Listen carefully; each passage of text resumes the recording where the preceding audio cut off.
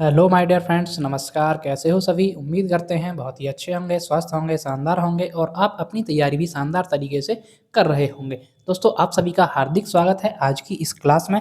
इस क्लास में हम डिस्कस करते हैं आपके यूपी टेट के लिए हिंदी सब्जेक्ट को। जो आपका हिंदी का 30 क्वेश्चंस पूछे जाते हैं उनको हम यहाँ पर डेली प्रैक्टिस सेट के माध्यम से डिस्कस करते हैं। भाई, आपको हूबहू वैसा ही प्रैक्टिस सेट यहाँ पर उपलब्ध कराया जाता है जैसा आपकी परीक्षा में पूछा जाता है, और जिस लेवल के क्वेश्चंस आपसे पूछे जाते हैं उसी लेवल के क्वेश्चंस को यहाँ पर डिस्कस किया जाता है आपके साथ। तो आगे बढ़ने से पहले जो भी साथी चैनल पर पहली बार आए हैं, कृपया चैनल को सब्सक्राइब कर लीजिएगा। चलिए शुरू करते हैं आज का आपका क्वेश्चन नंबर फर्स्ट। प्रत्येक वर्ग का प्रथम एवं द्वितीय वर्ण किस प्रकार के हैं? जो भाई कै च ट त प आपके 5 वर्ग होते हैं। कितने होते हैं? 5 वर्ग होते हैं। कै च ट त और प, यानी ये जो 5 वर्ग हैं, प्रत्येक वर्ग का प्रथम और द्वितीय वर्ण किस प्रकार के हैं? ऑप्शन ए नाद, बी घोष, सी अघोष, या डी इनमें से कोई नहीं। तो देखिए, जो आपका प्रत्येक वर्ग का पहला वर्ण और दूसरा वर्ण जो होता है ये होता है आपका अघोष। क्या होता है भाई? अघोष होता है। पहला दूसरा अघोष होता है, बाकी के आपके घोष होते हैं। ठीक है, 5 वर्ग आपके 5 वर्ग हैं। कैचा टैता पे 5 वर्ग में पहला दूसरा जो नंबर के व्यंजन होते हैं आपके, वो होते हैं आपके अघोष वर्ण, और बाकी जो बचे तीसरा चौथा पांचवा नंबर के जो वर्ण बचे वो होते हैं आपके घोष वर्ण। ठीक है, ऑप्शन नंबर बी यहाँ पर बिल्कुल सही जवाब है। चलिए आगे बढ़ेंगे अगले क्वेश्चन की तरफ। क्वेश्चन नंबर 2, दिए गए विकल्पों में से सार्थक शब्द का चयन कीजिए, यानी सार्थक शब्द ज्ञात कीजिए। भाई, यहाँ पर सार्थक शब्द कौन सा है? ऑप्शन ए बिस्तर, बी रधवाजा, सी कजोर, या डी बीचा।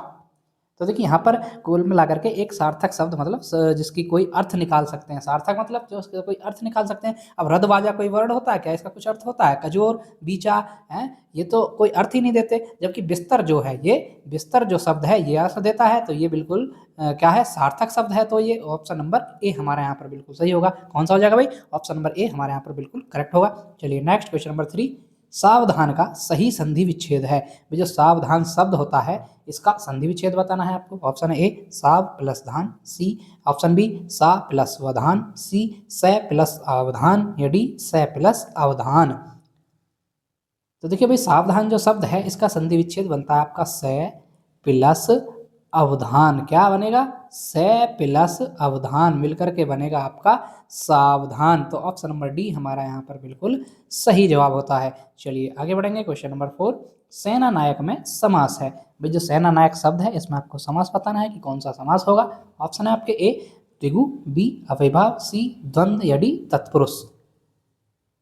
तो देखिए, समास पूछा जाए आपसे तो उस पद को पहले तोड़िए। उसका क्या है यहाँ पर? शब्द क्या है? सेना नायक, यानी सेना का नायक। सेना नायक, सेना का नायक, तो कारक चिन्ह आया। अब कारक चिन्ह कौन से समास में होते हैं भाई? कारक चिन्ह होते हैं आपके तत्पुरुष समास में। तो ऑप्शन नंबर डी यहाँ पर बिल्कुल सही होगा। कौन सा होगा? ऑप्शन नंबर डी तत्पुरुष समास सेना नायक में होगा। ऑप्शन नंबर डी यहाँ पर बिल्कुल सही जवाब है। चलिए आगे बढ़ेंगे। क्वेश्चन नंबर 5, मंत्रकारी शब्द का तद्भव रूप क्या होगा? जो मंत्रकारी शब्द यहाँ पर तत्सम शब्द है, ये इसका आपको तद्भव बताना है कि इसका तद्भव क्या होगा। ऑप्शन ए मदारी, बी तंत्रकारी, सी यंत्रकारी, या डी मिठाई।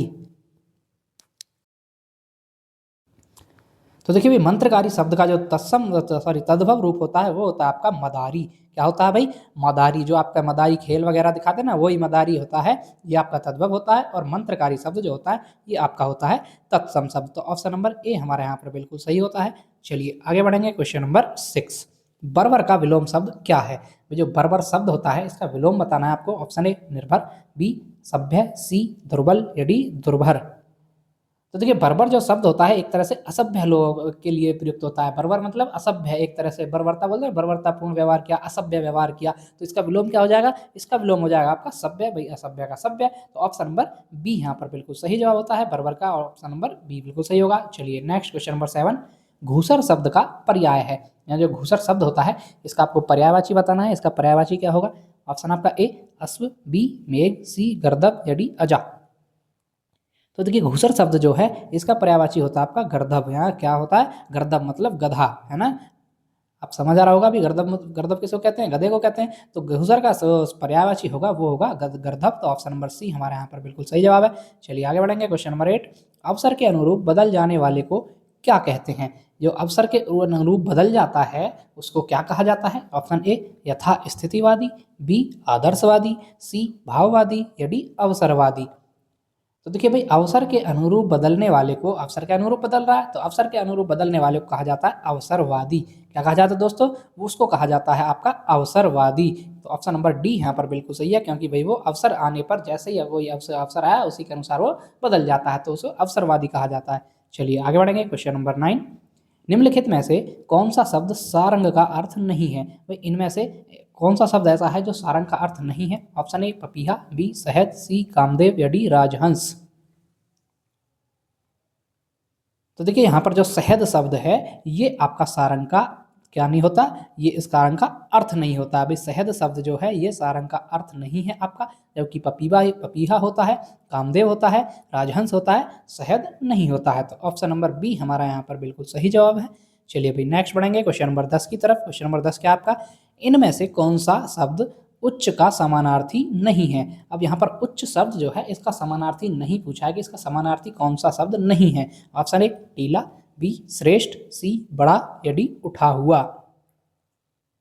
तो देखिए साथियों यहाँ पर जो आपका सही जवाब होगा भाई, उच्च का समानार्थी कौन सा नहीं होगा? उच्च का समानार्थी नहीं होगा आपका टीला। क्या नहीं होगा भाई? टीला जो होता है ये उच्च का समानार्थी नहीं होता, जबकि उच्च मतलब ऊंचा भाई, एक तरह से श्रेष्ठ, बड़ा, उठा हुआ ये उसके समानार्थी होंगे, लेकिन टीला शब्द जो है ये उच्च का समानार्थी नहीं होता है। ऑप्शन नंबर ए हमारे यहाँ पर बिल्कुल सही है। चलिए नेक्स्ट बढ़ेंगे क्वेश्चन नंबर 11, निम्नलिखित शब्दों में से कि एक का अर्थ स्त्री है। भाई इनमें से जो आपके ABCD 4 ऑप्शन लिखे हुए हैं इनमें से किसी एक शब्द का अर्थ स्त्री होता है तो वही पहचानना है आपको। ऑप्शन ए अंगना, बी अंगार, सी अंगजा या डी आंगन। तो देखिए भाई एक शब्द का स्त्री जो अर्थ है वो है अंगना का। किसका है भाई? अंगना। जो अंगना शब्द है ये स्त्री का अर्थ देता है ना। अंगना शब्द जो है ये स्त्री का अर्थ देता है, तो ऑप्शन नंबर ए हमारे यहाँ पर बिल्कुल सही जवाब होता है। चलिए भाई अगले क्वेश्चन की तरफ चलते हैं। क्वेश्चन नंबर 12, प्रसाद प्रासाद युग्म का सही अर्थ निम्नलिखित में से कौन सा है? भाई जो शब्द युग्म है प्रसाद प्रासाद, इसका आपको सही अर्थ बताना है। ऑप्शन आपका ए कृपा पूजा की सामग्री, बी फल कृपा, सी कृपा महल या डी महल महानता। तो देखिए प्रसाद और प्रासाद जो इनके सही अर्थ होंगे, शब्द युग्म जो सही अर्थ होगा वो होगा ऑप्शन नंबर सी। क्या कि प्रसाद मतलब कृपा, प्रसाद मतलब क्या है यहाँ पर? कृपा। और आपका प्रासाद मतलब क्या है भाई? महल। प्रासाद मतलब है आपका महल हो जाएगा। तो ऑप्शन नंबर सी यहाँ पर बिल्कुल सही है, कृपा और महल। ठीक है दोस्तों, 12 का ऑप्शन नंबर सी बिल्कुल सही होता है। चलिए नेक्स्ट बढ़ेंगे क्वेश्चन नंबर 13 की तरफ। अति का भला ना बरसना, अति की भली ना धूप लोकोक्ति का अर्थ है। भाई जो लोकोक्ति दी गई है यहाँ पर कि अति का भला ना बरसना, अति की भली ना धूप, तो इसका सही अर्थ क्या होता है? ऑप्शन ए अधिक बारिश होना, बी अधिक धूप निकलना, सी किसी भी बात या वस्तु को अधिक होना ठीक नहीं, या डी बरसात में धूप निकलना। तो देखिए यहाँ पर क्या है, अति का भला ना बरसना, अति की भली ना धूप। अति मतलब कुछ ज़्यादा ही हो जाए, है ना। तो जैसे किसी भी बात या वस्तु जो होती है उसका ज़्यादा होना ठीक नहीं होता है। कोई भी चीज़ है वो एक लिमिट में ही अच्छी लगती है, लिमिट से ऊपर कोई ज़्यादा हो जाए तो वो अच्छी नहीं होती है। तो इसका अर्थ यही होता है कि अति का भला ना बरसना, अति की भली ना धूप। यानी कि जो एक तरह से इससे मान लीजिए भाई जैसे बरसात हो रही है, बरसात कुछ लिमिट से ज़्यादा ही हो जाए तो वो भी अच्छी नहीं है, और धूप क्या है, धूप जो लिमिट से ज़्यादा ही धूप हो जाए तो वो भी अच्छी नहीं है। तो किसी बात या वस्तु का लिमिट से उसकी लिमिट से या अधिक होना ठीक नहीं होता है। यानी भाई कोई भी चीज़ है लिमिट में ही अच्छी लगती है। कुल मिलाकर के ये कहावत है इसकी कि भाई ज़्यादा ही हो रहा है। तो ऑप्शन नंबर सी यहाँ पर बिल्कुल सही जवाब है। चलिए नेक्स्ट क्वेश्चन नंबर 14, नाक का बाल होना मुहावरे का अर्थ क्या है? ऑप्शन ए कष्ट देना, बी अधिक समीप होना, सी अधिक प्रिय होना या डी पालतू होना। तो देखिए नाक का बाल जो मुहावरे का अर्थ होता है वो होता है आपका अधिक प्रिय होना। क्या होता है दोस्तों? अधिक प्रिय होना। भाई नाक का बाल मतलब भाई आपका नाक का बाल नाक के बिल्कुल ऐसे नाक में रहता है, बिल्कुल चिपके हुए आपसे, तो बिल्कुल क्या है इसका तुलना की जाती है कि भाई आपको कोई चीज़ बहुत ही प्रिय है तो वो क्या, अरे नाक का बाल हो रहा है बिल्कुल तेरा, तो वो क्या है, बिल्कुल अधिक प्रिय होना, है ना। ऑप्शन नंबर सी यहाँ पर बिल्कुल सही जवाब है। चलिए नेक्स्ट बढ़ेंगे क्वेश्चन नंबर 15, इनमें से समूहवाचक संज्ञा कौन सी है? भाई समूहवाचक संज्ञा कौन सी है ये बताना आपको। ऑप्शन आपका ए राम, बी हिमालय, सी अनाज या डी सेना। तो देखिए समूहवाचक संज्ञा क्या होती है? भाई कोई चीज़ जो समूह में दर्शाई हो, जहाँ किसी समूह का बोध हो रहा हो वहाँ आपकी समूहवाचक संज्ञा होती है। तो यहाँ पर समूह का बोध किस में हो रहा है? समूह का बोध हो रहा है आपका सेना में, क्योंकि सेना आपका एक समूह होता है। ऐसा तो नहीं एक दो लोगों से बनता है, पूरे समूह को मिला करके सेना बोला जाता है। बहुत सारे लोग होते हैं, है ना, हजारों लाखों सैनिक होते हैं। तो तब वो सेना बनती है। तो समूहवाचक संज्ञा होगी आपकी ऑप्शन नंबर डी, क्या, सेना। ठीक है दोस्तों, चलिए भाई नेक्स्ट बढ़ेंगे। क्वेश्चन नंबर 16, निम्नलिखित में से स्त्रीलिंग शब्द कौन सा है? ऑप्शन ए दुख, बी गरिमा, सी लेख या डी स्पर्श। अब देखिए भाई यहाँ पर स्त्रीलिंग शब्द छांटना है, तो स्त्रीलिंग पुल्लिंग तो जब भी आए आपको सीधा वाक्य प्रयोग कर डालना है। आपको जिसका बोध हो वही, आपका स्त्रीलिंग का बोध हो तो स्त्रीलिंग शब्द है वो, और पुल्लिंग का बोध हो तो वो पुल्लिंग शब्द होता है। ठीक है, तो यहाँ पर जो स्त्रीलिंग शब्द है वो है आपकी गरिमा। क्या है भाई? गरिमा। तो ऑप्शन नंबर बी यहाँ पर बिल्कुल सही जवाब है। गरिमा जो है यहाँ पर क्या है, ये स्त्रीलिंग शब्द है। बाकी दुख, आपका लेख, स्पर्श ये आपके पुल्लिंग शब्द होते हैं। ठीक है दोस्तों, चलिए भाई नेक्स्ट बढ़ेंगे अगले क्वेश्चन की तरफ। क्वेश्चन नंबर 17, बेल शब्द का बहुवचन बताइए। भाई जो बेल होती है ना, बेल है बहुत सारी, जैसे कद्दू की बेल हो गई, तो लौकी तो रही है, इसकी बेल होती है। तो ये बेल होती है जो, जैसे अमर बेल होती है, तो ये बेल जो शब्द है इसका बहुवचन बताना आपको। ऑप्शन ए बेलें, बी बेला, सी बेलों या डी बेला। तो देखिए भाई बेल शब्द जो होता है इसका अर्थ होता है आपका अर्थ मतलब बहुवचन होता है इसका बेलें। क्या होता है भाई? बेलें। ऑप्शन नंबर ए सही होगा। बेल का अपना होता है, बहुवचन होता है बेलें, बेलें। ऑप्शन नंबर ए हमारा यहाँ पर बिल्कुल सही जवाब है। चलिए नेक्स्ट बढ़ेंगे क्वेश्चन नंबर 18 की तरफ। गंगा हिमालय से निकलती है, वाक्य में कारक बताइए। अब वाक्य क्या है भाई? गंगा हिमालय से निकलती है, इसमें आपको कारक बताना है। ऑप्शन है आपके सामने, ए करण, बी करण, सी अपादान या डी संबंध। तो देखिए भाई सबसे पहले कारक बताने के लिए आपको कारक चिन्ह या परसर्ग जो बोल देते हैं आप, परसर्ग का पता होना चाहिए। अब देखिए इसमें कारक चिन्ह कौन सा है? गंगा हिमालय से निकलती है, तो कारक चिन्ह क्या है यहाँ पर? से।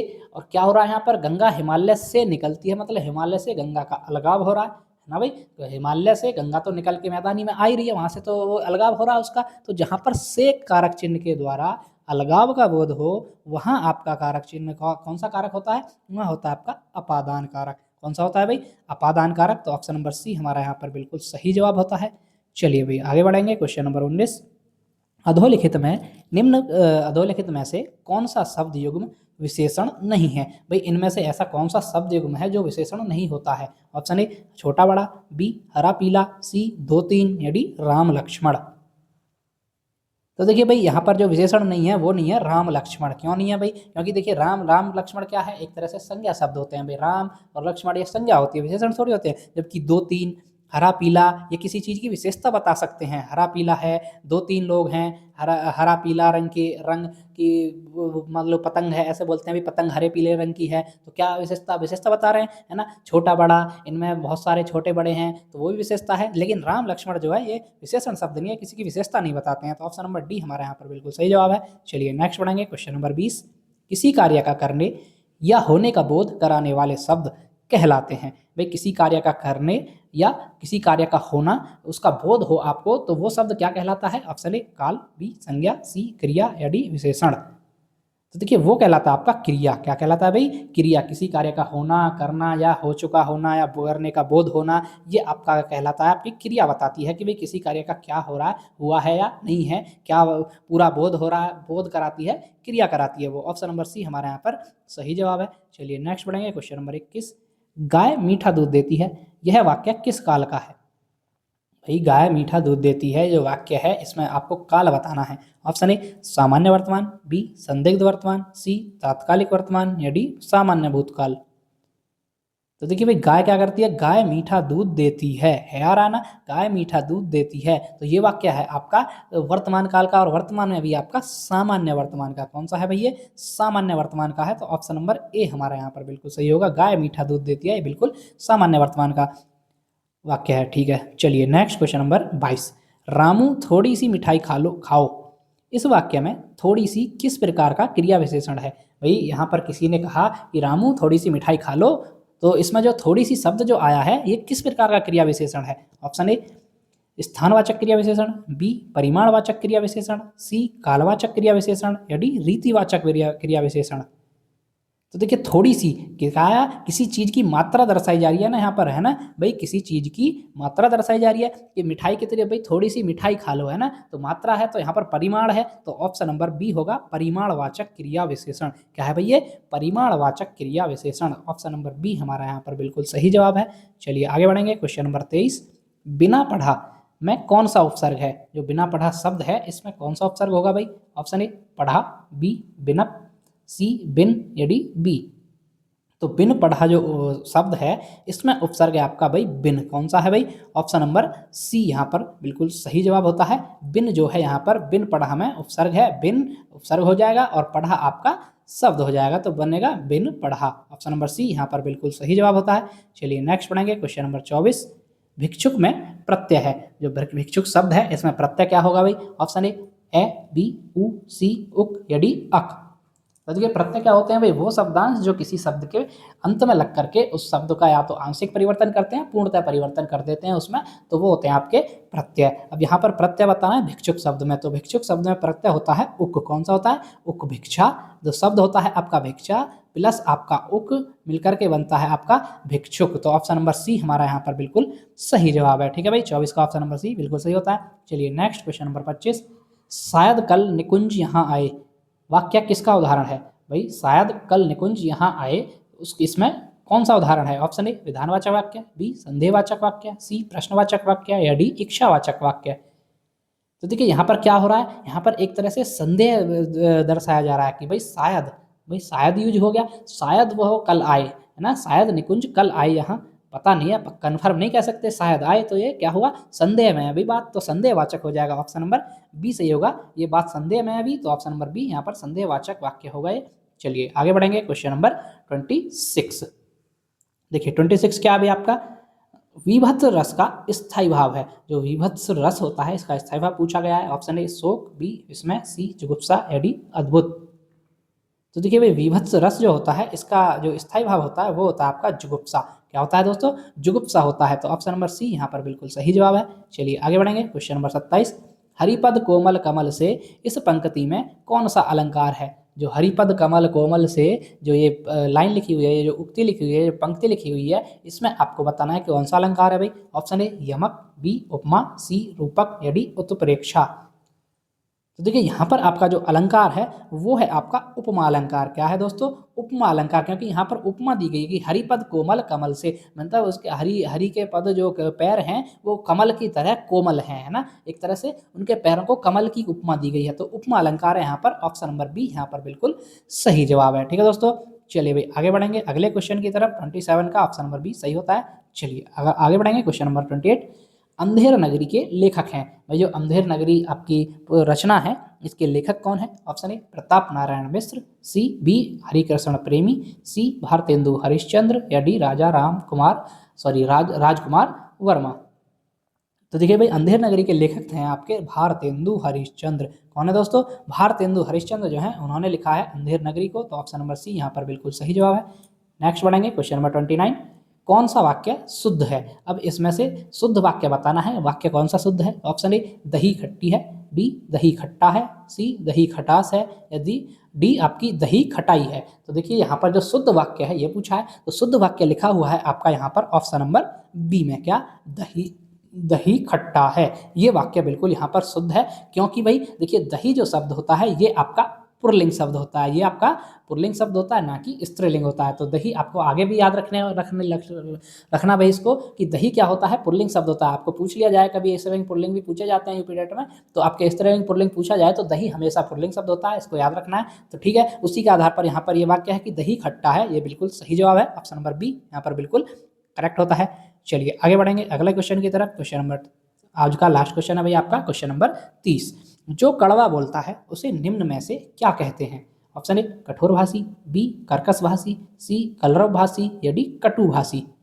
तो देखिए जो कड़वा बोलता है उसको एक शब्द में बताना है, तो कड़वा बोलना मतलब कटु भाषा, कटुवाणी बोलना। तो कटुभाषी जो है उसको बोला जाता है, जो कड़वा बोलता है उसको कटुभाषी बोला जाता है। तो ऑप्शन नंबर डी हमारा यहाँ पर बिल्कुल सही जवाब है। ठीक है दोस्तों, ऑप्शन नंबर डी यहाँ पर बिल्कुल करेक्ट होता है। तो दोस्तों ये थी हमारी आज की क्लास। आपको क्लास कैसी लगी कमेंट करके जरूर बताइएगा। जो भी साथी चैनल पर पहली बार आए हैं कृपया चैनल को सब्सक्राइब कर लीजिएगा, ताकि ऐसी इन्फॉर्मेटिव क्लासेस आपको डेली मिलती रहें। तो चलिए भाई मिलते हैं नेक्स्ट वीडियो के साथ, तब तक के लिए धन्यवाद।